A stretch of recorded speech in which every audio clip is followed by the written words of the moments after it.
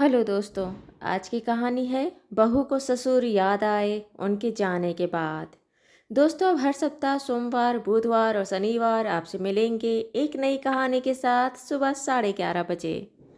अनिल जी को दोपहर 12 बजे अपने बेटे का फ़ोन आया। बेटा राजू बहू के मायके से बहू और बच्चों के साथ निकल चुका था और रात के करीब 9 बजे तक पहुंचने वाला था। बहू का मायका थोड़ा बिहड़ जंगल एरिया में था। रास्ते में ज़्यादा सुख सुविधा नहीं थी। रात को बस आती जाती तो भी खतरा रहता था।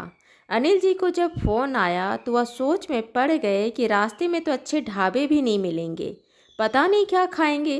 बच्चों को तो भूख लग जाएगी। बहुत देर तक सोच विचार करने के बाद वो किचन में गए। उन्होंने कुकर में दाल और दाल में ही 4 आलू डाल के साथ ही उबलने के लिए चूल्हे में चढ़ा दिए। दूसरे चूल्हे में भगोने में चावल चढ़ा दिए। कुकर में 3 सीटी आने के बाद दाल पक चुका था।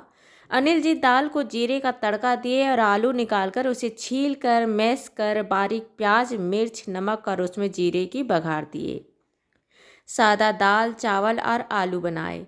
खाना तैयार कर अब वो अपने बेटे बहू के कमरे से बाहर निकल रहे थे।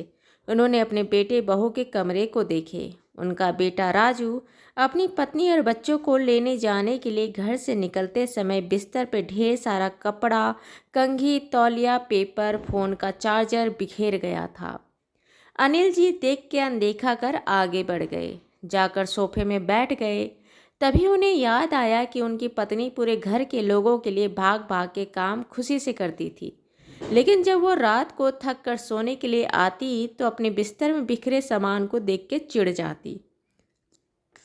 थकने के बाद वो बस साफ बिस्तर चाहती थी जिसमें बस वो लेट जाए और नींद के आगोश में सो जाए। उन यादों को सर झटक कर दिमाग से हटाए। नहीं, ये ठीक नहीं। अपने बहू बेटे के बिस्तर में ठीक करूं, ये ठीक नहीं।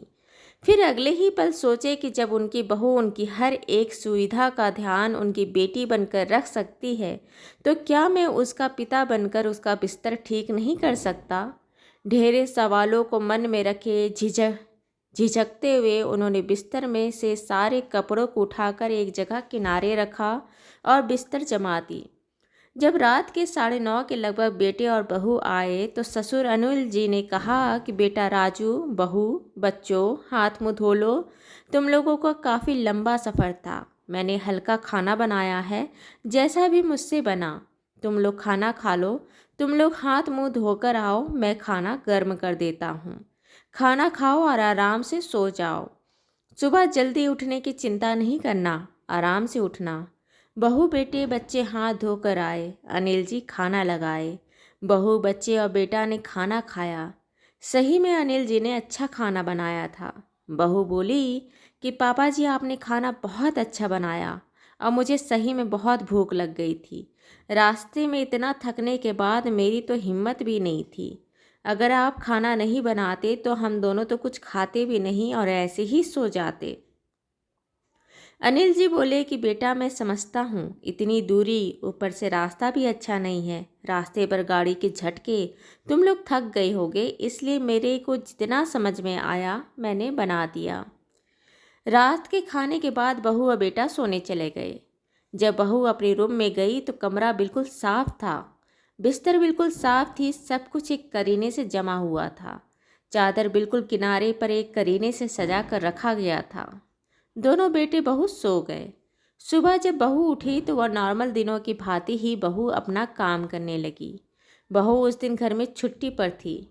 बहू का जीवन बहुत एक्टिव था। सुबह जल्दी उठकर नाश्ता खाना बनाना, फिर अपने ऑफिस के लिए भागना और देर शाम 7:30 बजे आना और रात का खाना बनाना। सुबह से लेकर शाम तक वह पूरी तरह थक जाती। अनिल जी अपनी बहू के चेहरे का भाव देखकर समझते थे कि वह कितना काम करती है, घर में सबका कितना ध्यान रखती है, घर को कितने अच्छे से संभालती है, पर वह कभी किसी दूसरे तरीके से सोचे नहीं थे। पर जब इस बार उनकी बहू मायके से आई और ससुर अनिल जी ने अपनी बहू के हिसाब से सोचकर उनका कमरा साफ करके उसका बिस्तर जमाए, तो उनके दिमाग में कुछ ख्याल आया। दूसरे दिन से बहू अपने नॉर्मल जीवन में लौट गई। जब बहू बेटे दोनों घर से बाहर निकलते, रूम में खासकर उनका बिस्तर थोड़ा अस्त व्यस्त होता। कपड़े एक जगह पड़े रहते, कंघी फेंकी रहती, तौलिया फेंका रहता, चादर समेटा हुआ नहीं होता। अब अनिल जी का एक काम हो गया था। वो बहू के कमरे में गए, वो देखे कि बिस्तर पूरा बिखरा हुआ है। वो सारे कपड़े उठाकर समेट कर एक किनारे रख दिए। ओढ़ने वाली चादर को समेट कर बिस्तर के किनारे रख दिए। बिस्तर की चादर को बिना सलवट के बिस्तर पर बिछा दिए और तकिए को करीने से लगा दिए। शाम को बहू जब अपना साफ सुथरा बिस्तर देखी तो बहुत खुश हुई। अपने पति के किए गए काम को देखकर फूली नहीं समा रही थी। फ़ोन कर अपने पति राजू को उनके बिस्तर साफ तरीके से ठीक करने की तारीफ की तो पति ने साफ तौर से इनकार कर दिया कि उसने बिस्तर ठीक नहीं किया। बहू हैरत में थी, आखिर बिस्तर ठीक किसने किया। ससुर अनिल जी से पूछी, पापा कोई घर में मेरे कमरे में आया था क्या? अनिल जी नहीं में सर हिलाए। बहू पूछी, पापा जी मेरा बिस्तर किसने ठीक किया? अनिल जी अपनी बहू को बिना देखे बोले, मैंने किया बेटा।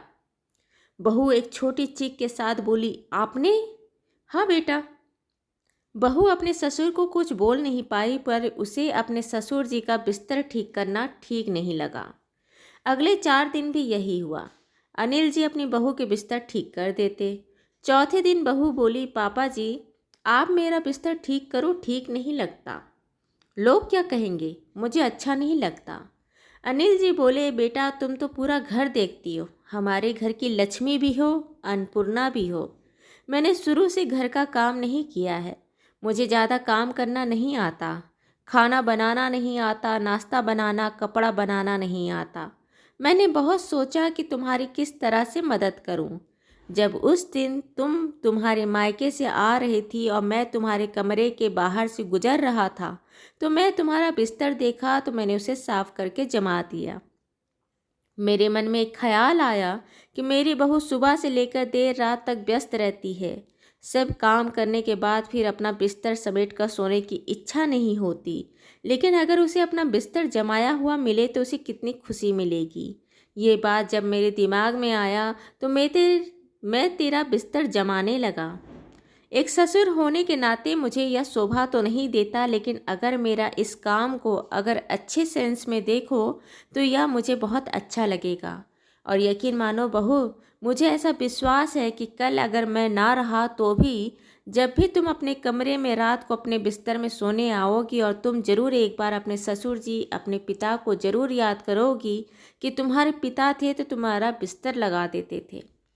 बहू को अपने ससुर जी का अटपटा बात तो समझ नहीं आई, लेकिन वह अपने ससुर जी को समझा भी नहीं पाई कि आप मेरा बिस्तर ना लगाएं।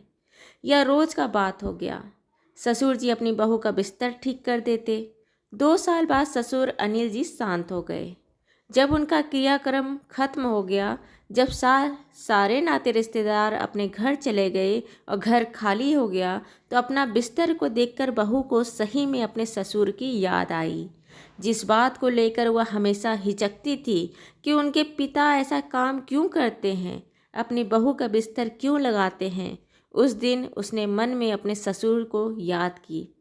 उस दिन उसे सही में एहसास हुआ कि जब भी वह अपने कमरे में आती थी और उसे अपना ठीक किया बिस्तर मिलने पर उसे कितनी खुशी मिलती थी।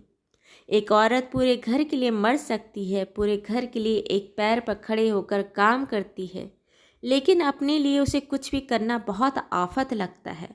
वह इतनी थक चुकी होती है कि एक छोटा सा बिस्तर जमाना भी कष्ट देता है। उस दिन वो समझी थी कि उसके ससुर जी सही कहे थे कि बहू तुम हर दिन मुझे याद करोगी, जब जब अपना बिस्तर अस्त व्यस्त फैला हुआ देखोगी तब तब तुम मुझे याद करोगी। दोस्तों, ये कहानी आपको अच्छा लगा तो इसे लाइक करें, शेयर करें, सब्सक्राइब करें और मिलते हैं एक नई कहानी के साथ एक छोटे से ब्रेक के बाद। धन्यवाद।